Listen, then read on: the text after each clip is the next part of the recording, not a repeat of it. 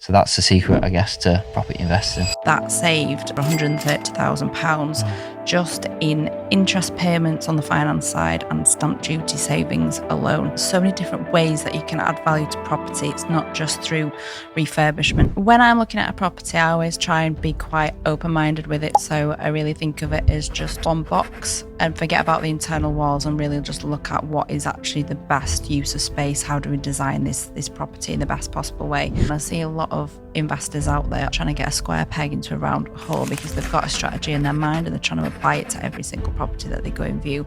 So I think it's really important to look at a property and decide, what do I think is the best strategy for this property? What does this area need? What's the best way to add as much value and spend as little amount of money as possible? Because these are the things that type of buyer is going to pay that little bit extra. Mark your calendars. The 2025 Property Developer Show is coming to 5 major cities across the UK, bringing the best service providers and developers together under one roof. On the 5th of March, we kick off in the first show at Milton Keynes, followed by Bristol on the 30th of April, Birmingham on the 16th of July, and then we're heading north to Manchester on the 10th of September, followed by our final stop in Newcastle upon Tyne on the 15th of October. Don't miss out on connecting with other developers, service providers, and industry leaders. Visit propertydevelopershow.co.uk to book your free ticket today. Welcome to another episode of the Property Developer Show, the podcast. Today, I'm joined by Sara Poskitt, who is a property developer that covers a wide spectrum of strategies, and she's a Yorkshire girl. I am indeed. Thank you very much for having me. Welcome to the podcast today. Thank you, Scott. So I guess for the people that don't know who is Sara and how did you manage to get into property? So thank you very much. So my name's Sara. I'm based in Leeds and I cover the whole of Yorkshire. I started investing in property in 2008. I actually started working for some landlords around 2006 to get some experience before I bought my first investment property. So I decided to build a portfolio of HMOs over a course of 10 years whilst I was working full time. That HMO portfolio then replaced my full-time job, replaced the income, which allowed me to then leave my corporate job in 2018. So I've been full-time since then. So over the last 6-7 years, I've been focusing on larger developments, so mixed-use properties, commercial, small blocks of apartments, those kinds of properties, essentially properties where I feel I can add massive amounts of value. Mm-hmm. In terms of, I guess, that transition then, obviously it must have been a reasonably slow, from 2008, 10-year process. Yeah. What was kind of the split in terms of, obviously you had your full-time, what was your full-time career? So I started off in environmental engineering, but then we had the property crash in 2007. Mm-hmm. So essentially I got made redundant and it was almost impossible to get another job in that sector. So I sidestepped, went into waste management and spent about 8 or 9 years in waste management, various roles, business development, account management, sales. But I was covering a huge patch. So I was covering the north of England and Scotland. So traveling a lot away from home, the usual, high pressure job, lots of stress. So how did you manage to build a portfolio on the side? What was kind of your methodology to doing that?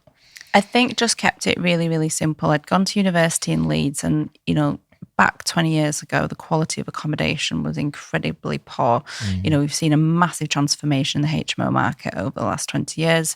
So back then I knew, do you know what? I'd like to live in a much nicer HMO. I was living in a HMO at the time and I thought if I could bring something a little bit nice to the market, I'm sure there's got to be other people like me that would like to live in something a little bit nicer. So my focus was purely on HMOs, purely within a 3-mile radius, a kind of a rinse and repeat model. So I knew my area really, really well. So that enabled me, although I was in a full-time job, I was working away from home a lot. I was just very much concentrated on one area, one strategy, and that enabled me. And obviously, once you've done a few of these types of properties, it's just that little bit easier to invest in more of those kinds of properties, even if, you're away during the week, for example, with work. Mm-hmm.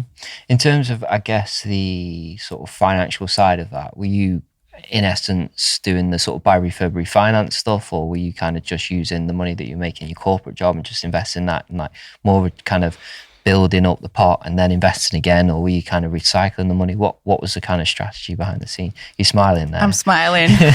So the first 2 properties, I didn't even know what buy, refurbish and refinance was. So that was just ploughing my own money in, and then saved up all the rent from the property, put money in from the corporate job, and then went again 2.5 years later. So incredibly slow way to build a portfolio, because I didn't earn a lot of money in the job, the job that I was in either. And then I learned about the sort of refinancing model. So I was like, okay, brilliant, excellent. That sped things up a little bit. Then I did a couple of properties with a friend of mine as well. So I don't know if you want to call it a joint venture, but we put our heads together and we got some properties there. So that helped with that as well. And then it was around the time that I was looking to leave my corporate job, and I learned about investors, and they had that light bulb moment. I was like, okay, this is how people really scale their developments and their property portfolios, because everything I'd done at that point, some people are super fortunate they've maybe inherited some money, or they've been given some money to start a portfolio, and that's absolutely amazing. If you're in that position, you were going to supercharge your property portfolio building experience. But for me, that was not the case. This was, especially in the early days, literally, the first property I had, my budget was £4,500 to renovate this budget. Again, it was nearly 20 years ago, so that went a lot further than it does today. But, back in them days, it was, scraping the wood chip wallpaper off myself, ripping bathrooms out, doing the tip run, going to IKEA, buying the furniture, putting it all up. It was doing all that because there was no other choice. So obviously that has changed massively over the years, the more we learn. And the more we take on to the next project as well. No, it makes sense. Yeah, nice bit of magnolia to go with all that wood chipping. Actually, no, I'm not having that. There wasn't a single magnolia wall in my properties. I'm not having that at all. Not even pre-2010? No, absolutely. Even then I knew it was just awful. Just no, don't do it. Stop. Amazing, brilliant. Yeah, all the new builds back, I suppose during that period, it was just magnolia everywhere. Magnolia. But yeah, times have moved on very much, particularly for some of the projects that you've done. Obviously, you had the project in Harrogate. Do you want to go into more detail with that? Absolutely. So really, really interesting project. A lot of moving parts with that particular one. So I found this particular property. It was a block of 4 apartments, a freehold, multi-unit freehold block of apartments in the centre of Harrogate. So for those of you who are not familiar with the area, it's beautiful place, one of the top rated, it's always voted one of the best places to live in the UK, incredibly affluent area as well. So block of 4 apartments, freehold. It was a landlord exiting the market. I knew that there was huge potential with the property, in particular redesigning the property internally. So the existing layout just didn't reflect, I would say, how people live today. There was lots of small rooms, a little bit of kind of a rabbit warren. So I just knew that I could add a lot of value to this property. But I also think it's really important for people to understand there's so many different ways that you can add value to property. It's not just through refurbishment. So this particular property, it was a freehold block of apartments. I was able to split the title on purchase to create individual leases for each of the apartments. And because of that, it changed the way that I was able to actually finance this particular project as well. So by creating those leases, by financing it cleverly in this way, that saved, I think it was over £130,000 just in interest payments on the finance side and stamp duty savings alone. So again, just reiterating that point, there's lots of different ways that you can create value with the deals that you're doing. Once I bought the property, I also bought the property part tenanted. So I had the challenge of having to evict some of the tenants in the property as well, so we could carry out the refurbishment. And as I mentioned earlier, we completely redesigned the layout to reflect more what we felt people were looking for in the area, because the strategy with this particular property was essentially to flip it. So do the apartments up and then sell them.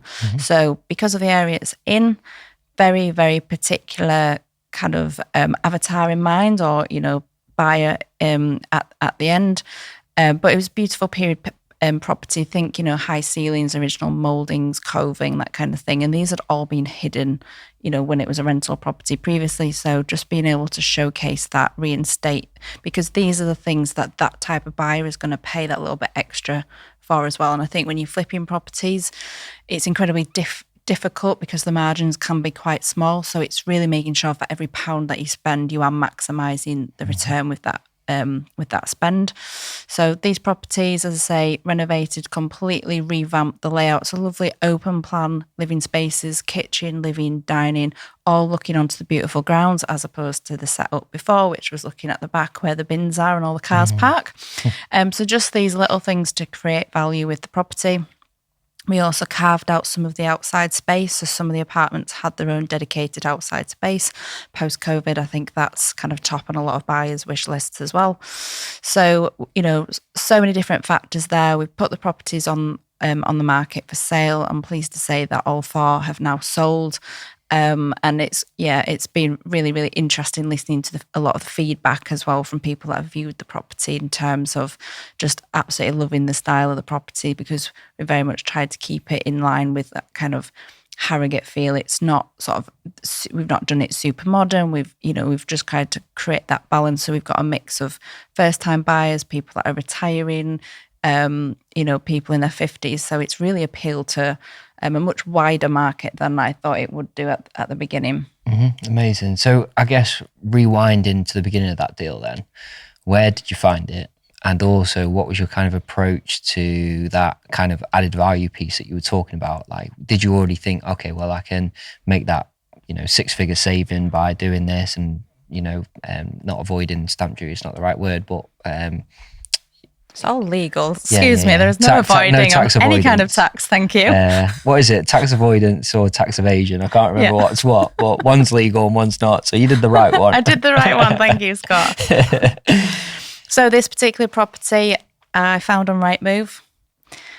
It had previously had 2 or 3 sales in the past that had fallen through for various reasons.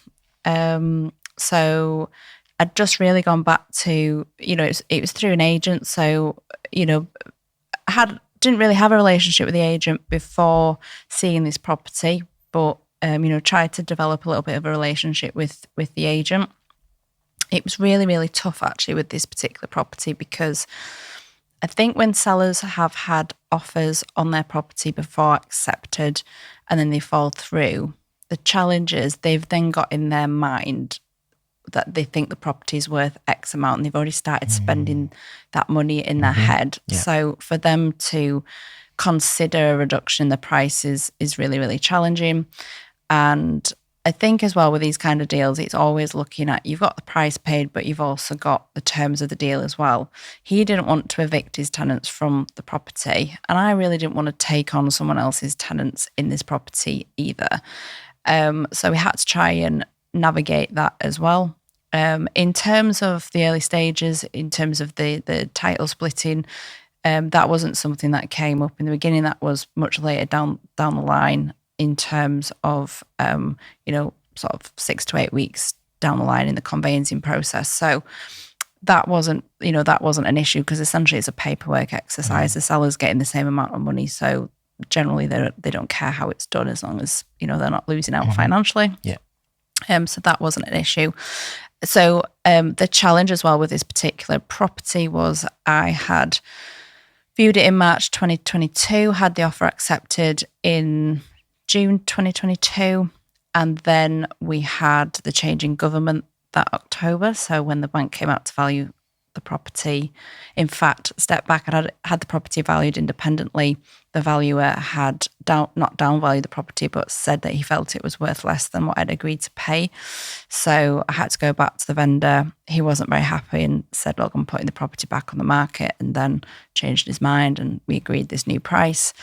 And then when it came to getting the bank lending on the property, this was in October 2022. So everything was in a state. And I remember specifically at that point, lenders were pulling from the market so quickly that my mortgage broker was ringing me up and saying, if we don't get this application in by 12 o'clock today, and it's like 11:21 at this point, I'm driving down the motorway.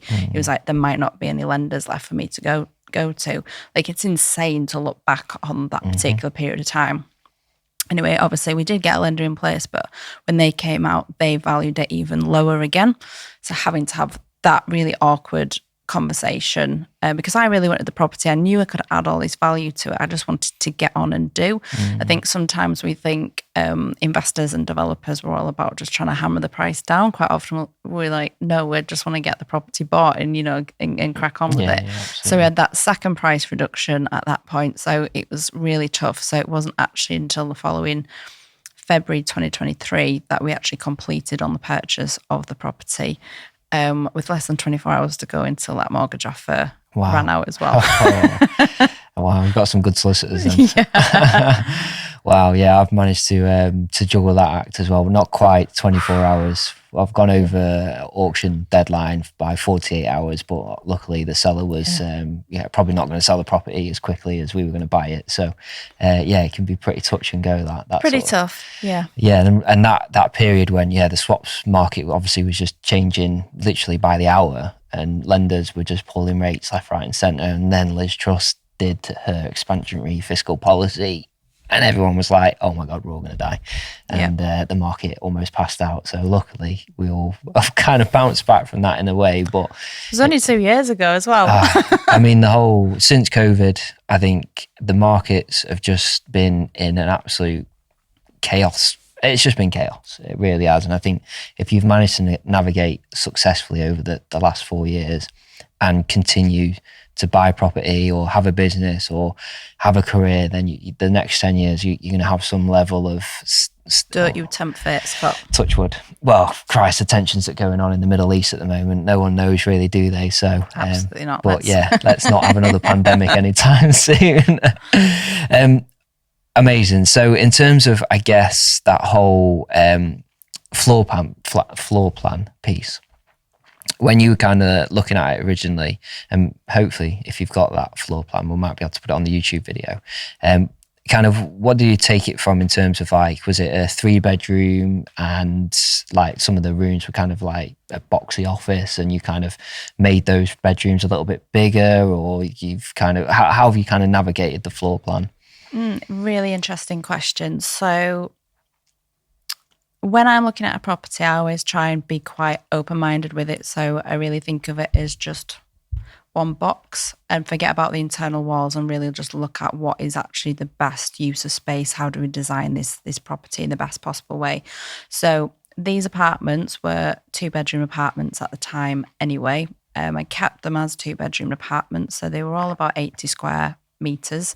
So national space standards now for new builds, you're looking at a minimum of generally 64 square meters for a 2-bedroom apartment. So technically, yes, maybe I could have squeezed a 3rd bedroom in there, but I felt because of the clientele who would be buying these properties, they're going to favour or have a premium for those larger rooms. So I kept it as 2. But a big part of it was really looking at the flow, and I'm huge on maximising space. I like to literally use every inch in a property. So one of the things we did was, because originally this property was one big house, it had a central staircase that went all the way through the property. We took that out because it's redundant. Each apartment had its own independent entrance and access, so we didn't need the staircase. Staircase is huge. They build massive staircases in the olden days. Yeah. So we took that staircase out, which then meant each apartment, that space, we were able to add an ensuite for the principal bedroom and a utility room. That's value straight away, which would have just been dead space. Cost, but able to add massive value straight away. Secondly, with the design and the layout, as I mentioned earlier, we had lots of really small rooms that I felt weren't functional. A lot of these rooms, you couldn't get even like a single bed in there or a sofa or even a very nice office. So structurally, we took out, load supporting walls at an additional cost, but just really opened up these spaces, because generally for most properties that you're flipping, people buy on the lovely kitchens and bathrooms, so really needed to create an amazing space in each apartment. So open plan kitchen, living, dining room. But I think what's really important as well with these kind of spaces, you still have that zoning. So it's not just one big room where it doesn't really serve a purpose. So every open plan space that you went into, it was just really clear what each area and what each space was going to be used.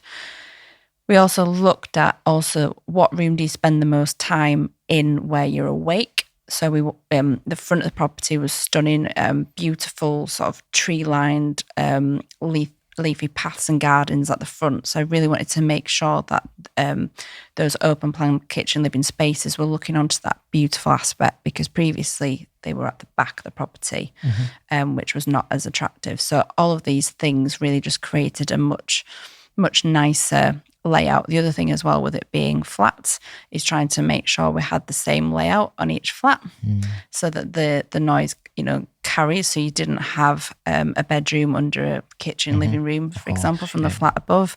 So all of these elements to take that into account. Again, trying to get an ensuite with the principal bedroom was important, because that's that little bit of luxury for people. But then also making sure that main family bathroom is a decent sized bathroom, so that second bedroom. And again, that was something really important to me, that I didn't want that second bedroom to be like a pokey second bedroom that really could only be used as an office.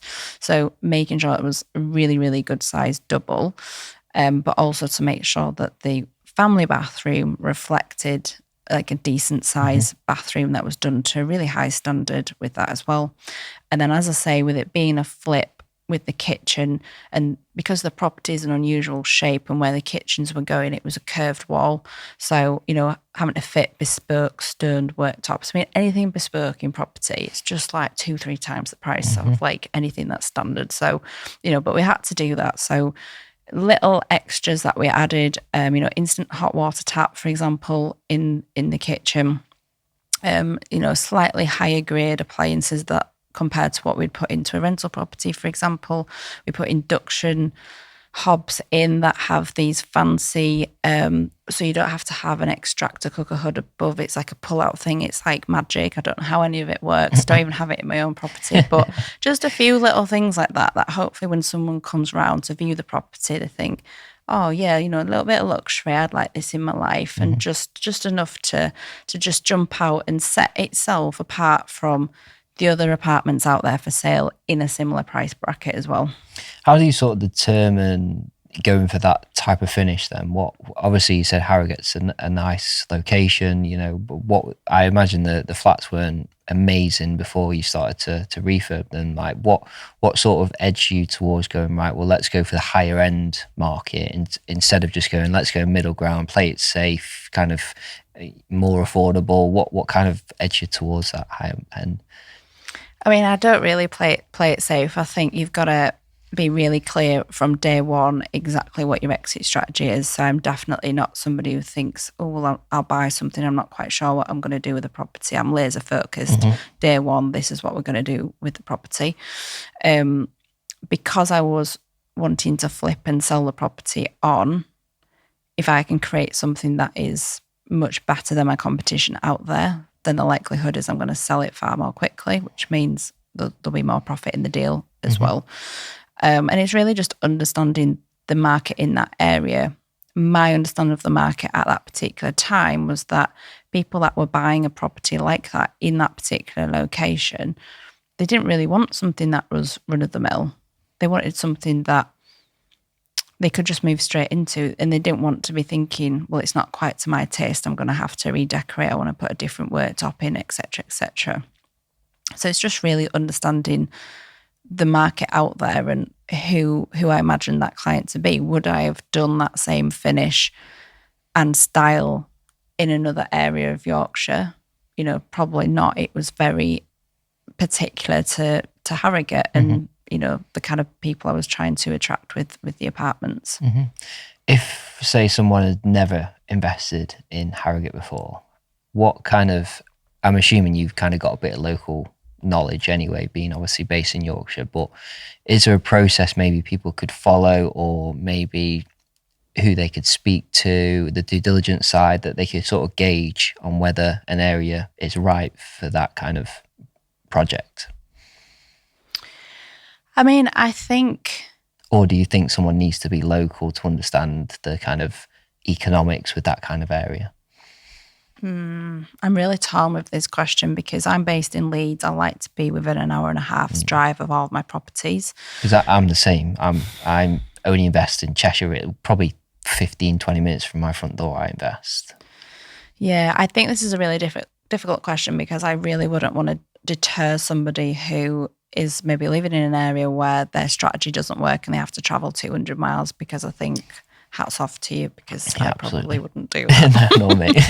So I wouldn't want to deter someone, but I do think it's very hard to beat local knowledge. I'm a massive fan of, I call it boots on the ground. So if I'm looking at a new area that I'm potentially looking to invest in, I like to literally put my boots on, go for the day. I'll go for lunch, I'll walk around. I've got a dog, so I usually bring the dog with me and see, you know, people friendly and just get a feel for a place. For me, that's really important. And also, I mean, I'm from Leeds, and Leeds has got quite a slightly unusual dynamic when it comes to property, that and this quite often surveyors will say this to me, that it's quite difficult to value property in Leeds, because streets can massively be different street on street in terms of their value and the desirability as well. So I think, you know, we're so lucky today, we can do so much research just with a phone and a laptop. So I think for most people, and I'm the same, before I even view a property, I do a ton of research on my laptop and on the phone before I even go and view a property. So that is picking up the phone, speaking to agents, or do you know somebody that already invests in the area? I mean, why not speak to them first and foremost? Get on Street View, love a bit of Google Street View. Mm-hmm. You can literally walk around the area from the comfort of your own home without having to go outside in the rain. So why not do that? But I do think, especially if you're thinking about having an area where maybe you're going to do more than one project as well, make a day of it. I try and make it a bit fun, like let's go somewhere fun to eat. Let's speak to the locals and chat to people and just get a feel for the area, and, you know, go speak to some agents, start building those relationships. You know, when you start speaking to people, most people are chatty, and they want, especially if they're from the area, they want to tell you how amazing the area is. So you can just let them do that, and they will also tell you what streets to avoid or what areas to avoid, because again, people are quick to tell you what not to do as well. Absolutely. Yeah, that's really good advice. I think I've been fortunate, like yourself, that this kind of area that I'm in, particularly the Cheshire area, you've got a lovely area to invest in. Amazing. And most of it's owner occupier, you know, affluent kind, you know, pockets of really nice places, Altrincham, places like that, Oldley Edge. And then you've got kind of Crewe, which is kind of like the ugly sister, but really good place to invest from a buy-to-let perspective, because you've got likes of Bentley, Bombardier. Obviously, we did have HS2 coming, but that's not coming anymore. But obviously, all this kind of, I was just blessed that I was born in that area, basically, so I don't have to venture too far. And I think as well, the people that do invest remotely or from a, you know, for example, I think one of the trades needed like an extra pack of tiles or something like that, and I can just literally nip out, grab it, drop it off on site, and it keeps the project going.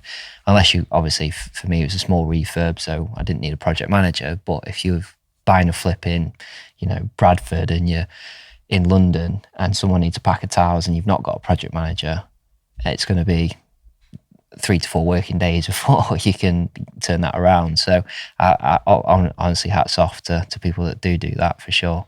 Yeah, it's a level of stress I'm probably just not willing to take on. No, I think maybe in the earlier days, but not anymore. No. I'm the same. Yeah, I mean, I'm in Yorkshire, so Yorkshire is, you know, the biggest county in England, so, you know, there's plenty of properties for me in Yorkshire. Absolutely. I know a few people that invest in Yorkshire and they speak very highly of it. So it's, and I know people that venture from south to Yorkshire as well to invest. So, yeah. I just tell people in the south, there's no deals in the north. So. Stay down there. Good stuff. So in terms of, I guess, other projects that you've done, I know you mentioned to me off air, I don't know if we picked it up on air, that you looked at sort of tile splitting as well. I suppose that Harrogate deal was probably within that remit. How does that sort of come together as an investor?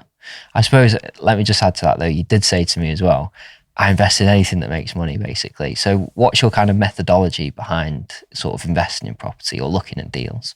So very simply, I only buy existing properties. I don't buy land. I don't do new builds. So that is not my area of expertise. So I'm always looking at existing buildings, and very simply, I'm looking at buildings where I feel I can add generally an exceptional amount of value. So my goal is to at least double the value of that property once I'm finished with it, compared to what I've paid for it. So at least double. And as I alluded to earlier, there's so many different ways that you can add value to a property. So it's being able to look at a property from lots of different angles. And I have explored so many strategies over the years. So as I mentioned, 10 years HMO landlord, still do HMOs now, do them differently. But mixed use properties, commercial to residential, I've done serviced accommodation, done buy-to-lets. I've really done a little bit of everything. Obviously, now I've got my preferences.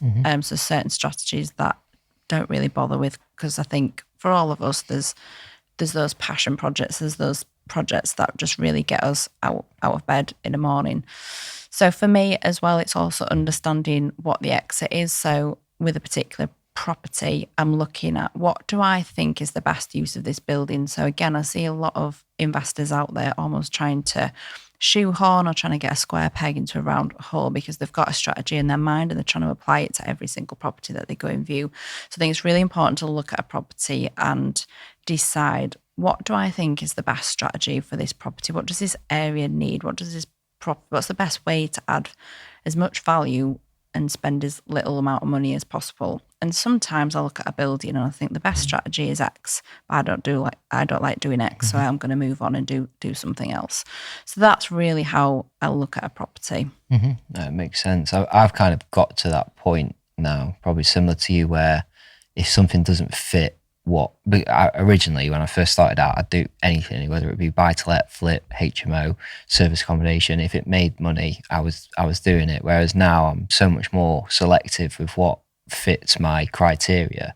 And an example of that, a landlord I've been working with for years has got a property that has got a tenant in situ, and it's just not it's a great deal, amazing deal what we've negotiated on the price, but fortunately sold that to another investor. But it just didn't fit if I was a buy-to-let investor, I'd have done it all day long, and I probably would have added value, pulled all my money out and been happy days. But it just doesn't fit that criteria now. And I think as people get through their property careers, I think the more you kind of learn and understand what you're trying to gain from property, you kind of become more strict on that, because you kind of get that understanding that there will be another deal at some point. Yes, they are hard to come by, but there will be another deal. And I think it's almost like a maturing way of investing in property, for sure. And in terms of, I guess, asking a question around that piece, what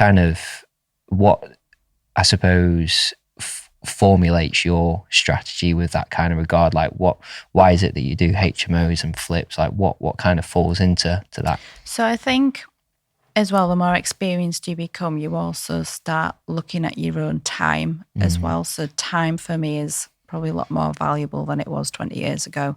So I'm also looking at projects and thinking, whatever I'm going to get out of it, is that going to be worth my time to put into it? And that's why sometimes I won't dismiss a little buy-to-let, because it's such a cracking deal that maybe isn't going to require a massive amount of my time, and I'll go with that. Whereas there's other deals where you think, yeah, okay, the potential profit is decent, it's going to require a huge amount of time, energy and resources, and there might be a lot more risk with it as well. I know that there's certain strategies that work really well in certain areas. There's other strategies that don't work so well. So let's take, for example, because it's a really popular strategy at the moment, commercial to residential conversion. So people are looking for commercial properties to convert into apartments.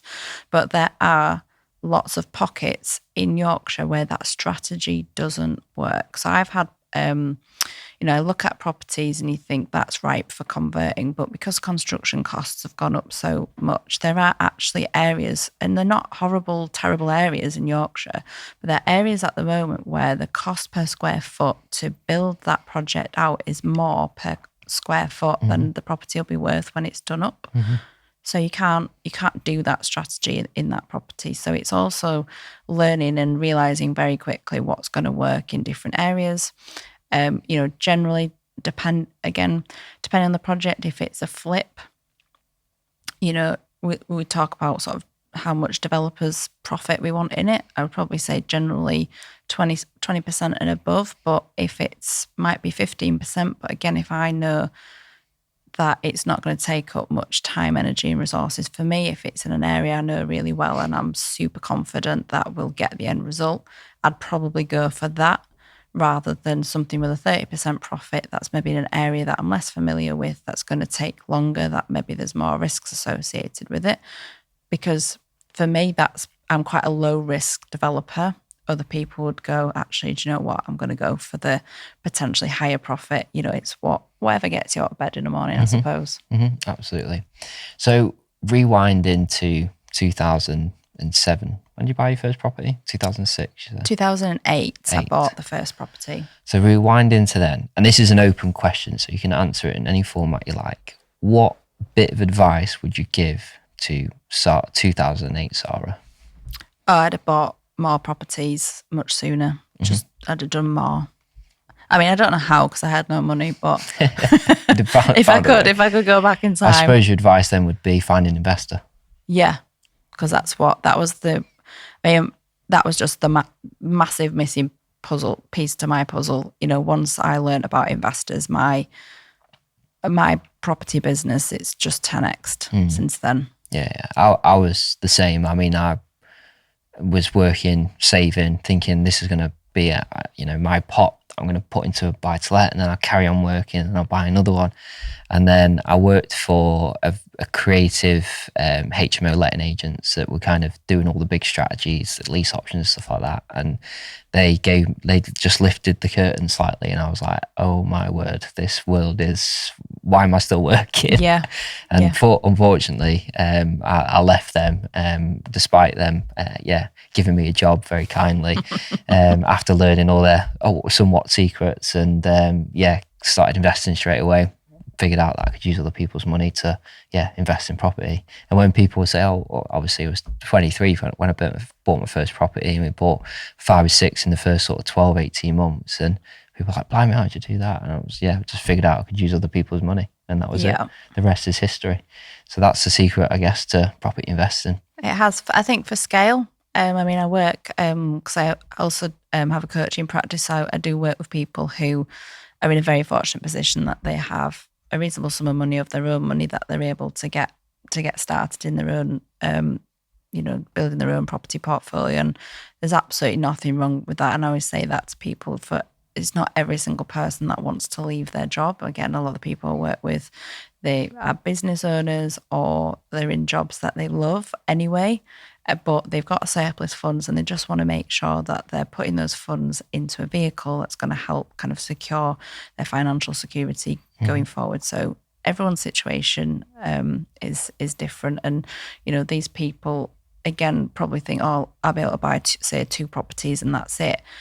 But being able to then learn, refurbish, refinance, and then I'll be able to go again, and that gets them excited. Absolutely. And sometimes it's that strategy, like you say, isn't for everyone. And I think it's understand. People think property will replace my income, and it fully depends on how much resource you have, i.e. cash, time, contacts, experience. It all plays into it. And I think people, particularly as they look at property from the standing outside looking in, they don't realise how capital intensive property is. And, if you've got 3 projects on and you've allocated, £500,000 worth of capital that you were once dipping into to, pay for your lifestyle, go on holiday with, and all of a sudden you've got 3 properties that are, 95% of the way there, and you've still then got to sell them or refinance them. It can be pretty tough if you've not got that additional income, whether it be a full-time job,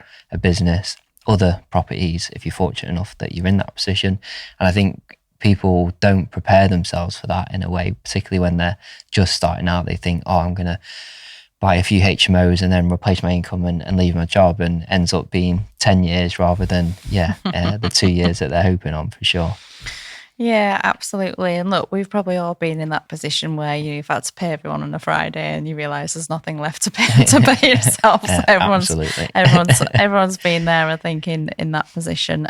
So it is tough. But on the flip side, again, when I'm working with people that, want to do this, and I'll say, right, what figure, how much do you need to be coming in to to live off, what's that figure? And often it's wildly above what they actually need. So just talking from my own experience, I was ready to leave my job. And actually I realised I didn't need to actually replace my salary pound for pound. I just needed to be able to sustain my lifestyle. And what I found, because I was in a job where I wasn't happy in the job, and, the money that was coming in, I was, the 4 weeks of holiday I got a year, we'd go on lovely holidays and I'd fritter the money away on a weekend because I wasn't happy, and I was using that money to, kind of bring a bit of joy. And it's almost to support this existence of, I'm working hard Monday to Friday so I can enjoy my weekends and my holidays. But actually, when I left the job and then I started working for myself, it was very strange, this kind of weight that lifted and then a calmness, and all of that wanting, it went almost overnight. So didn't feel the need to book these luxury holidays. I'd literally went 5 years without even shopping for clothes because I had wardrobes full of stuff. I'd spent 10 years buying stuff, but didn't have that need to want to go out and get the new this, the new that. And there's nothing wrong with any of that. If that makes you happy, that's amazing. But what I realised for me was that stuff wasn't making me happy. It was actually then the fact that I just created a lifestyle that suited me better personally. So that number that people talk about that they need, I think one of the things I really encourage people to do is really deep dive into their finances, really look at the things that they're spending their money on. Do they really need to be spending money on X, Y, and Z? Or also to think about on the flip side, what would you like to do more of? Do you need extra money because actually such and such is a passion? And look at creating that life for themselves, but not necessarily think I need to replace pound for pound what I have in my corporate job. And I think that I've alluded to this quite a lot on the podcast. It's that wealth preservation piece. That wealth creation is one thing, but preserving it is another thing. And they are both difficult to do in some cases. And I think people miss that preserve piece. They don't fully understand it. They think, cash is coming in. I'm going to buy clothes, go on holiday, do this, do that. And they're not investing it for the future. And I think when you kind of go full time in business, you quickly realise that, money comes in and money goes out. And I'm sure you know that feeling very well. Yeah. And, you might have a 20 grand lump that comes in and then all of a sudden it's gone. Feel rich one day and literally poor the next. Exactly. So I think you maybe become more frugal in that sort of sense, and you start to understand that the flows of money can. You really know how hard it has been to earn X amount of money because you've gone out, you've put the sweat equity into there, you've put the time.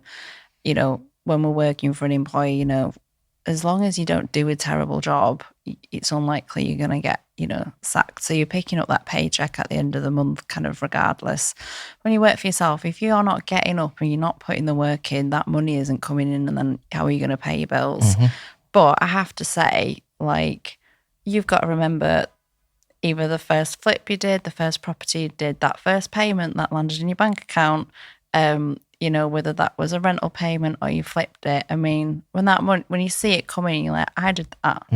I mean, it's very hard to explain that feeling to anyone who is not doing what we're doing. Yeah. I get that feeling when I finish a project, when I go in there and I'm like, I would live in this property. I get that enjoyment. That's my enjoyment from it. That transformation. And obviously, when the money hits the bank account, that's nice. And then it goes straight out into the next one. I've got to pay them and them and them. Yeah. Oh yes, we know that well. Amazing. Loads of value from this episode. Oh, thank you. So if people want to get in touch, whether they want to invest, whether they want to work with you on a one-to-one basis, how can they go about doing that? So I'd probably say the best way to get in touch is either by email or through my LinkedIn account. So email address is Sara, Sara, no H, .Poskitt, Poskitt at Lomot, which is L for Lima, O for Oscar, M for Mother, O for Oscar, T for Tango.co.uk, or just send me a message on LinkedIn. It's Sara Poskitt. There's not many Sara Poskitts on LinkedIn, so you'll find me. Good stuff. We'll put the information in the description as well, so people have got that. But thank you very much for coming on today. Thank you so much for having me, Scott. Been a pleasure. Thank you. Thank you very much for the listeners today. Hopefully you've had some great value from there. I mean, I've certainly learned something from Sara today, so hopefully you have as well. Again, as I always say, every single episode, if you're listening on the audio version, please do leave a review, as it does help the podcast and we can continue to get great guests like Sara. And if you're on YouTube, please do like and subscribe. Hope to see you again soon. Take care. Goodbye.